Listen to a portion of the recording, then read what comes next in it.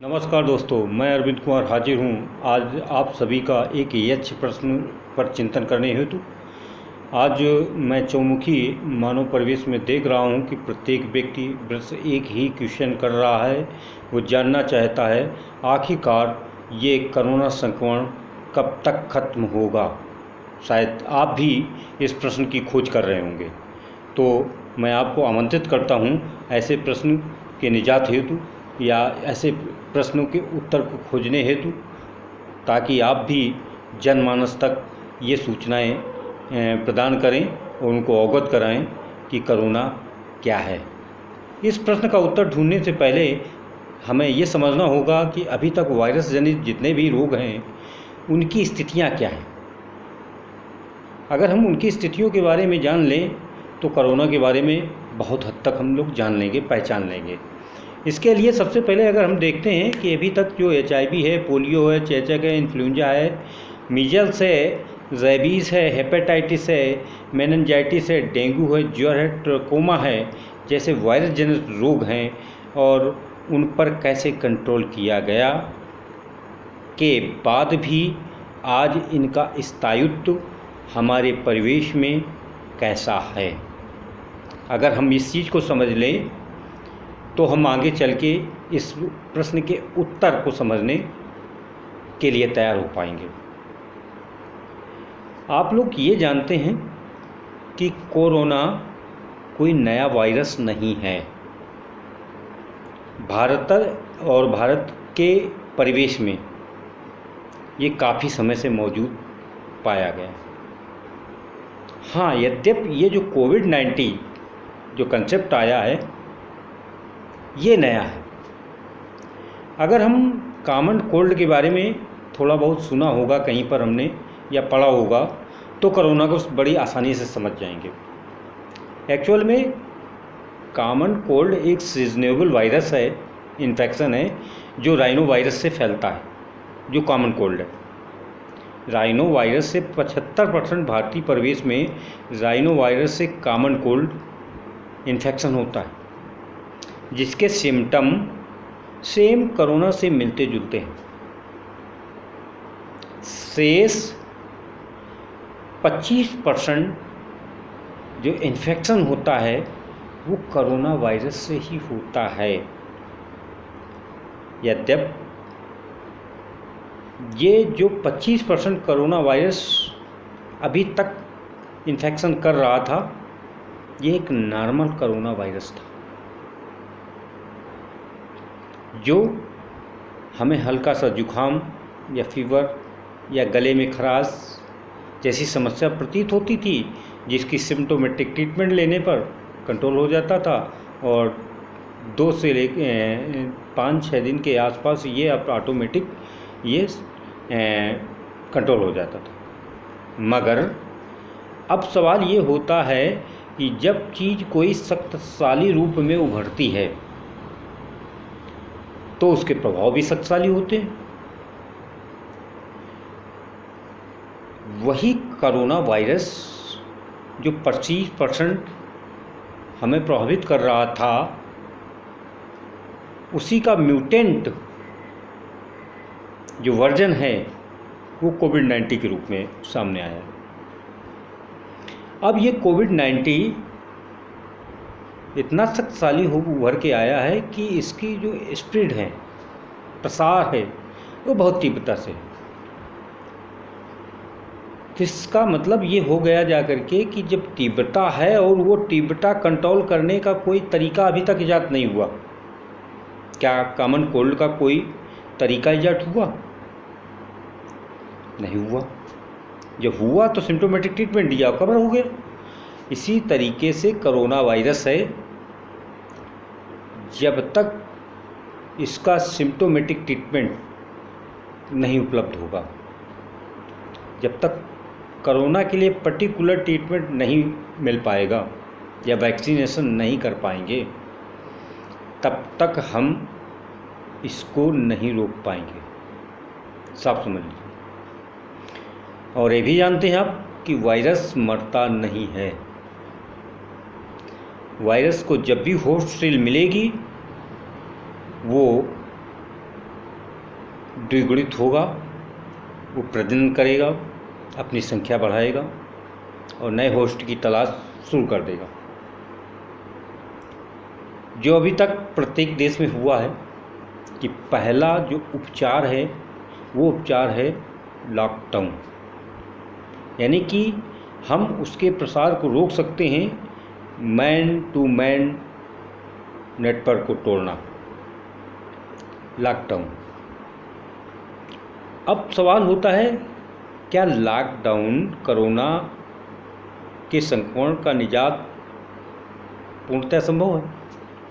शायद नहीं। लॉकडाउन मुझे समय देता है अपनी तैयारी करने के लिए। कुछ प्राइमरी तैयारियां होती हैं ताकि किसी तरीके से हम अपना सिस्टम तैयार कर पाएँ, और उस लिए लॉकडाउन किया गया। लॉकडाउन सफल दिख रहा है, मगर इतना भी सफल नहीं दिख रहा है जितना अनुमान लगाया गया था, क्योंकि मानव है तो उसका संचार होगा, प्रचलन होगा, वो रुक नहीं सकता, आवागमन स्थापित करेगा। सिस्टम कहाँ तक उसके ऊपर पहरा बैठा लेगा। यद्यपि ये अनैतिक है, अगर सिस्टम कह रहा है कि आपके निकलने से खतरा है तो रुक जाना चाहिए, मगर ऐसा संभव नहीं हो पाया। लॉकडाउन भी टूटे हैं। लॉकडाउन टूटने के कारण इन्फेक्शन की तीव्रता ज़्यादा दिख रही, भावी भविष्य में और बढ़ने के चांसेस हैं, क्योंकि अब तो लोगों ने दिखा दिया कि ठेका खुल गए, कोरोना भाग गया। समझ सकते हैं आप इसका मतलब क्या है। चलिए, मैं उस पर चर्चा नहीं करता हूँ। मैं चर्चा करता हूँ कि कोरोना का कोई सिम्टोमेटिक ट्रीटमेंट भी नहीं है, वैक्सीन भी नहीं है। लॉकडाउन कितने दिनों तक चलाया जा सकता है? क्या लॉकडाउन इसका निजात है? तो आंसर यही निकल के आएगा, लॉकडाउन इसका निजात नहीं है। जब लॉकडाउन इसका निजात नहीं है तो निजात क्या है? साथियों, थोड़ा सा हमें बैक में कहीं कहीं ये देखने की ज़रूरत है कि जब हम परास्त नज़र आते हैं तो कौन सा रास्ता इख्तियार करते हैं। थोड़ा इतिहास देखना पड़ेगा। भारत में अकबर जो सत्ता उसने संभाली, 4 शादियाँ की, जबकि वो भारत का बादशाह था।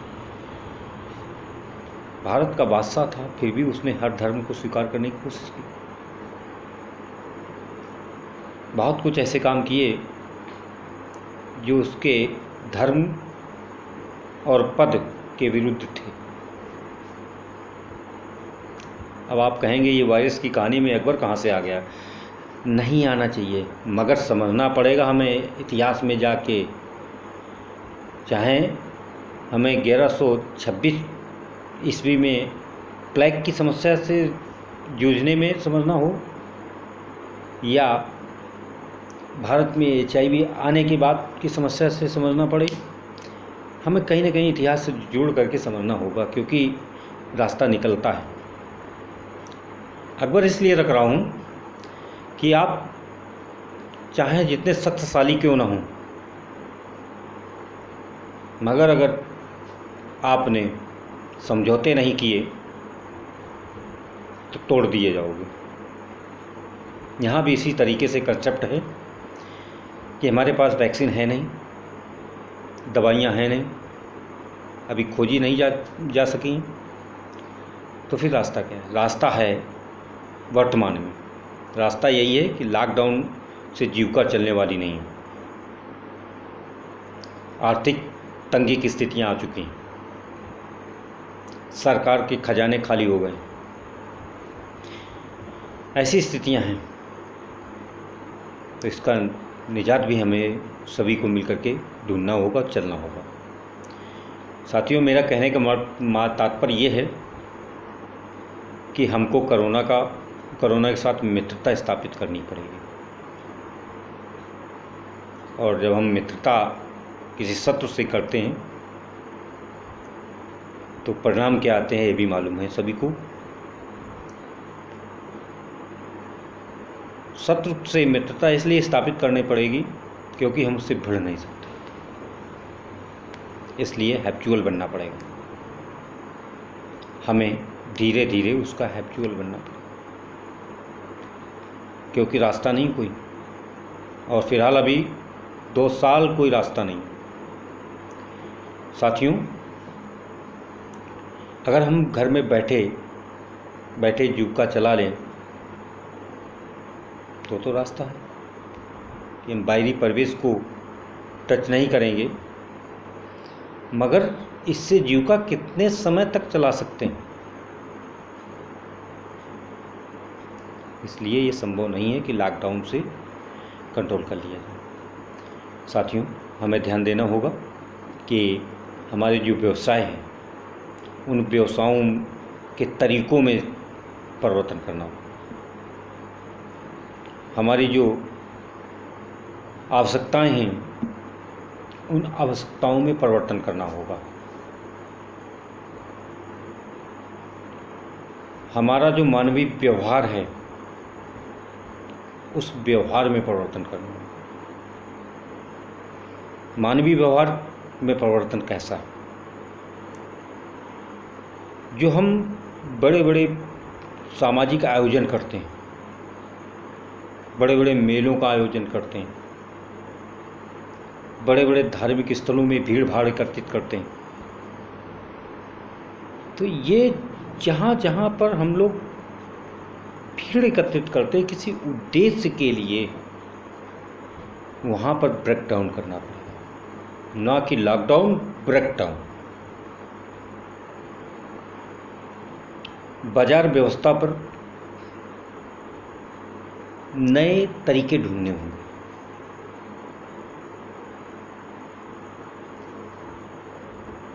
हमारे जो घरेलू उद्योग हैं उनमें तकनीकी लाना पड़ेगा।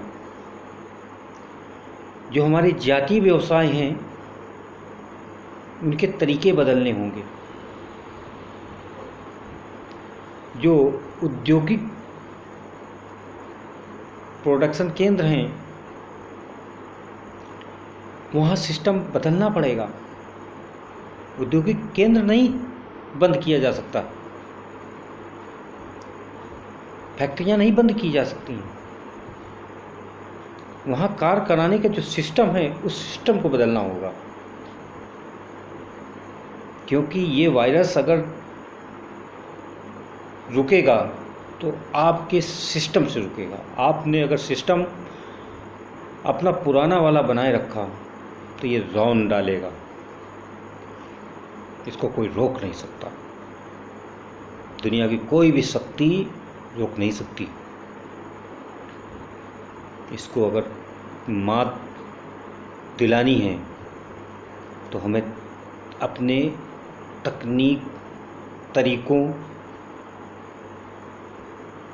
संस्कारों, व्यवहारों से बदलना,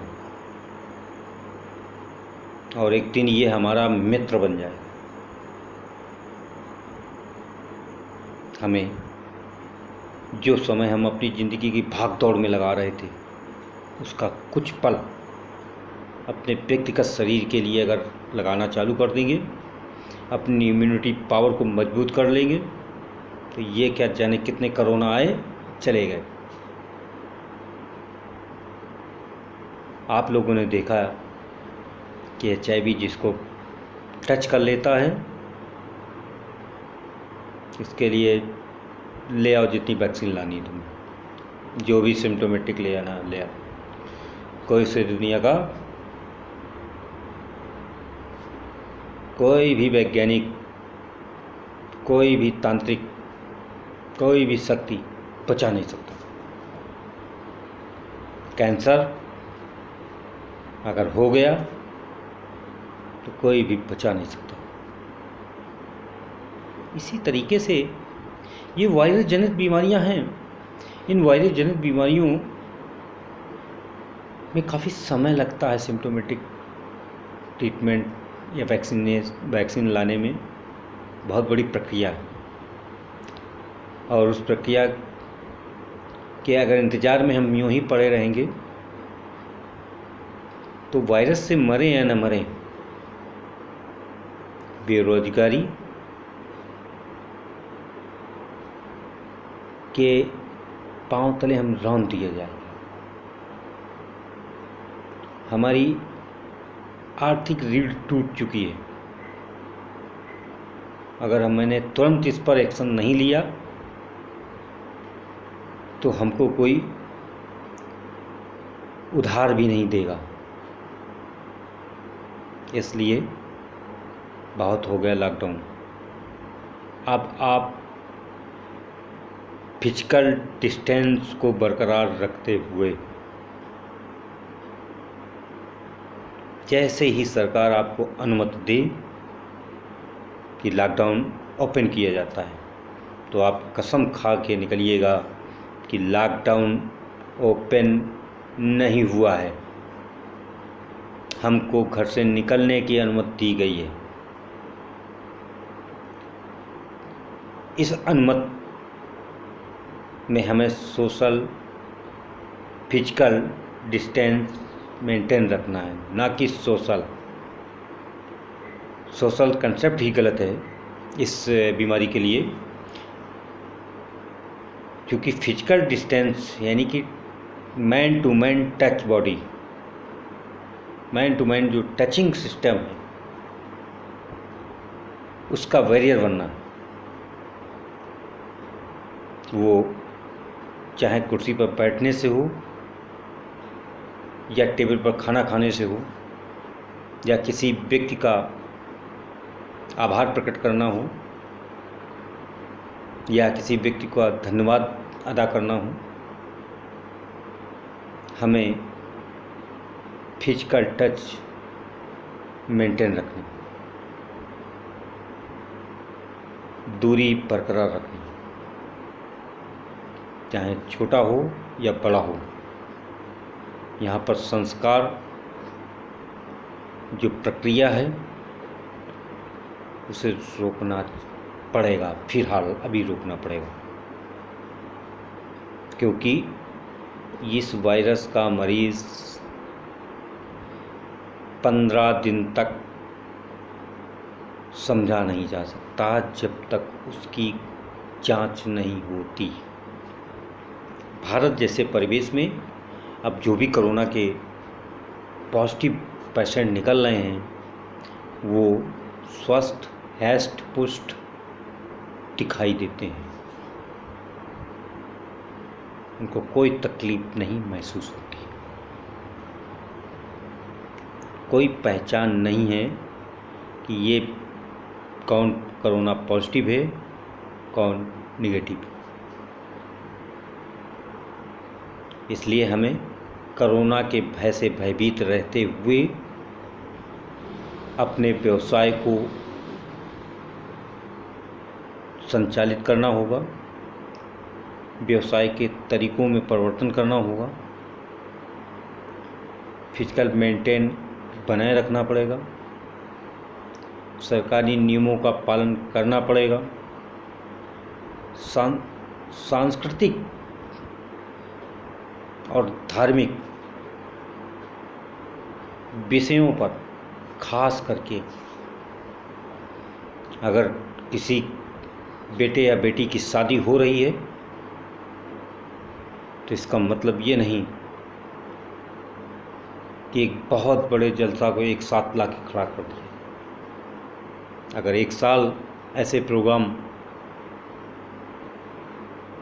में कंट्रोलिंग होती है, जो बड़े बड़े मेले लगाए जाते हैं, जो बड़े बड़े प्रोग्राम आयोजित किए जाते हैं जहाँ पर सैकड़ों हजारों लोग एक साथ एकत्रित होते हैं, खाना खाते हैं, उठते बैठते हैं,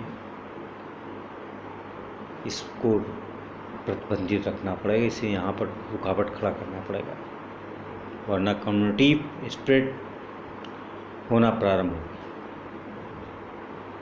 और इसे रोका नहीं जा सकता।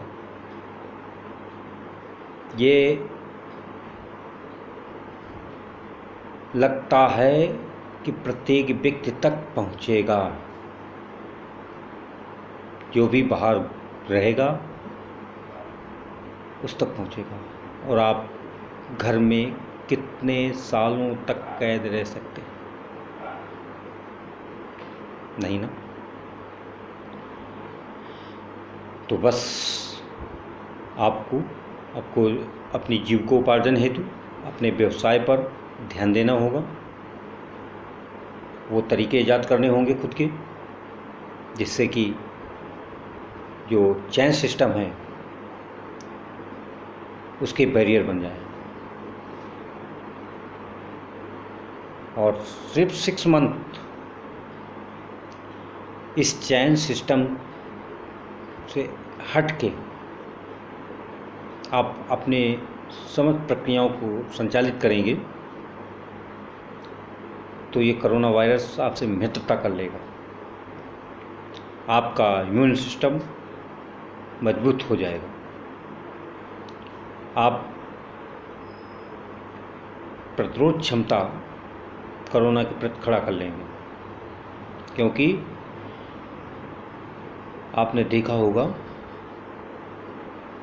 कि एक व्यक्ति अपने इस हाथ की गदेली से एक मोटा सा बांस तोड़ देता है। इस हाथ से एक पक्की ईंट को तोड़ देता है। इस हाथ से एक झटके में गर्दन को सट से कर देता है। ये क्या है? एक दिन में नहीं हो जाता। ये एक प्रशिक्षण है, ये एक तकनीक है, ये एक पावर है जो एक दिन में नहीं हो जाती। इसके लिए ऐसे व्यक्ति सालों साल अपने इस हाथ का प्रयोग करते हैं, इसको तैयार करते हैं, इस काबिल करते हैं, ताकि इसके एक झटके में एक ईंट 2 भागों में टूटे। इसी तरीके से आपसे बस मेरा यही कहना है कि HIV, पोलियो, इन्फ्लुएंजा, चेचक, मीजल्स, हेपेटाइटिस, मेनिंजाइटिस, डेंगू और ट्राइकोमा जैसे वायरस जनित रोगों का इतिहास ये बता रहा है कि कोरोना वायरस आपके परिवेश से जल्दी जाने वाला नहीं है, अर्थात ये जाने वाला नहीं है। साफ शब्दों में ये समझ लीजिए। अगर इसको होस्ट मिलेगा तो ये सरवाइव करेगा, प्रभावित करेगा। अब ये आपके ऊपर डिपेंड करती है कि आपकी क्षमता कितनी है। अगर आप 14 दिन इसको झेल गए तो आप जीत गए, कोरोना हार गया और वो तुमसे मित्रता कर लेगा, दोबारा तुम्हारी जनरेशन में को प्रभावित नहीं कर पाएगा। इसलिए इन्हीं शब्दों के साथ बहुत बहुत धन्यवाद। आप ध्यान दीजिए अपने व्यवसाय से, अपने परिवार से इस कोरोना वायरस के साथ निकल पड़िए अपने दैनिक प्रक्रियाओं के लिए। जब सरकार आपको अनुमति दे, आप तुरंत अपने सिस्टम को दोबारा खड़ा करने का प्रयास कीजिए। बहुत बहुत धन्यवाद। जय हिंद, जय भारत।